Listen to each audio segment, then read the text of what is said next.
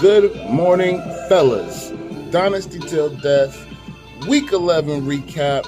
Man, we got some boomers, man. It's your host with the most, Obi-Don Kenobi, the one and only, the often duplicated, never imitated, the man, the myth, the legend, the man of the hour, too sweet to be sour. Holla at your boy. Man, we got a lot of interesting matchups, man. Shit was crazy this week. I lost, teams winning, draft picks, moving around, Rondell Moore, drama. And, man, it's enough talk, man. Let's dive in, man. Let's get to it. So we're going to kick things off. We're going to jump in with Rocco and Avery. Rocco got a huge win here. Huge win. Clutched it out just at the end. Also going to give this motherfucker a little happy birthday love, Chef. Happy birthday, Rocco, you piece of shit. But my boy, Christian Watson, kind of booming right now. Quiet game by Nick Chubb, but it didn't really matter. The rest of the lineup kind of carried it through. Lamar Jackson's been a little subpar this year, but Rocco's really putting it together late and is on Zach's ass for a playoff spot. So he needed to get this clutch win. Avery had a little bit of bad luck. Kyle Pitts going on IR. CMC looked good, though. Debo looked good. Nuke looks good.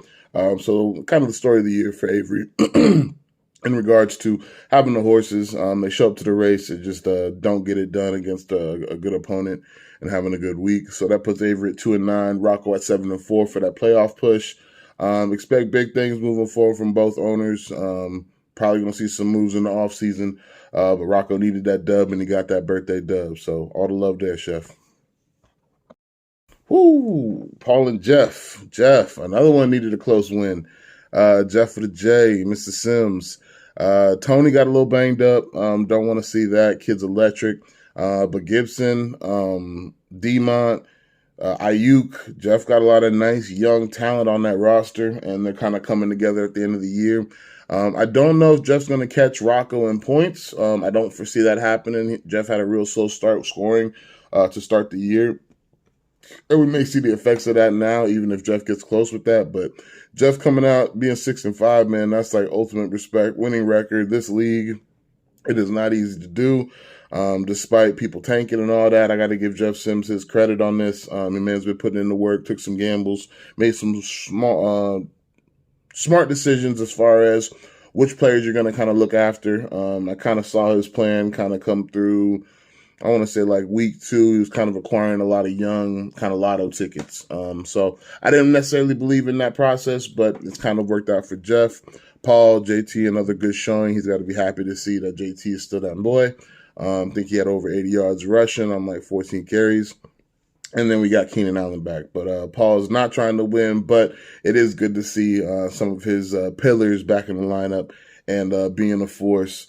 Because I'm sure Paul's going to want them boys running next year when he makes that push again. We got Zach versus Bill.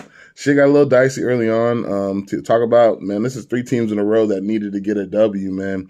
Zach needs to keep winning. And he also needs to keep scoring because I think Rocco has him in points if he catches him with record. But, man, this was needed. I got to give Zach some love, man. What a great spot start. Maher and Commanders gave him some much needed points. If he doesn't make that start-sit decision there and plug and play, that was the outcome of my game, to be honest. I didn't play a good defense, and we'll get into that later on. But Maher and the Commanders showed up huge for Zach getting a win. Bill, Wandell was looking great, man. Wandell was having the best game of his season so far. Young rookie, talented out of New York, has that little stack with Daniel Jones, but did get him a season-ending injury. So we're going to pay close attention to that as far as moving forward next season. Good outlet and hopefully a quick recovery for the young kid. Zeke, I think he scored twice, had about 14 touches. Listen, man, those running backs, we'll talk about those running backs later, but those running backs still getting it done. Zeke was a little banged up. I think he did get another little injury this week as well. I know Bill's not trying to win, but again, you always want to look at pillars on a player's team. CD had a quiet game, but I think we all think CD is going to be that truth. So positive outlook on both sides for these teams, potential 1-on-1 there, and Zach that potential playoff spot. Jeff and Justin. Rondell Moore. So crazy, man. What are the odds? Rondell Moore gets injured early after he goes for negative yards to start the game. And that is the difference in a win. I think both owners are ecstatic with this, to be honest. I was talking to them both separately. I know Jeff's trying to win 100%, and I know Justin is trying to lose the right way. He'll take an injury to bump the record down a little bit. But let's just talk about George Pickens again. There's a lot of great rookies, and I had George Pickens, and when I traded him to Justin, I realized what I was doing. I wanted what I wanted at the time, and I understand that. But George Pickens might be that dude. I mean, we got to really look at it like that. As far as talent, the kid is incredible. Every game, I feel like he makes a play that's just ridiculous. So big ups to Justin. He's got JMO coming back. These are two of the younger teams with a lot of good young talent. Jeff, Drake London. We got Hollywood probably coming back next week. You got Ken Walker on that side. So this is kind of two teams that I expect to be a force in the league for years to come. After this next year, they've had a plan. They stuck to that plan. And they're going to see the benefits of all that young talent for years to come. So just nothing but respect to both of these owners. Jeff getting the win, Justin getting the loss. Everybody's happy here. We don't got to do too much with this. Motherfucking Javi, man. Javi. Big win for Javi. Again, man, this playoff race. All these teams need to really keep winning. I'm in a position where, this loss isn't everything to me. I would have liked to win. I think I would have clinched things up if that were the case. But Javi needed a win too. I mean, playoffs are just getting dicey, man. It's never any joke with Dynasty Till Death, man. Never any joke. It's always the utmost. Kittle showed out. Tiger King showed out. Amari Cooper, he just got from me in a trade, decided to blow up that damn neutral site. Thought it was going to be an away game. Shit backfired. I didn't start a good defense. I didn't start a good kicker. Josh Allen wasn't Josh Allen. No excuses. These are faults of my own as far as the kicker and the defense. And goes to show you, man, don't matter if you're 9-1, 9-2, top number 1 seed. Play your smart. Play your smart. All right, let's get this back one more time. I know Drew's going to roast me for this one. Play your start, sit decisions properly. All right, we got there, boys. We got there. It's early.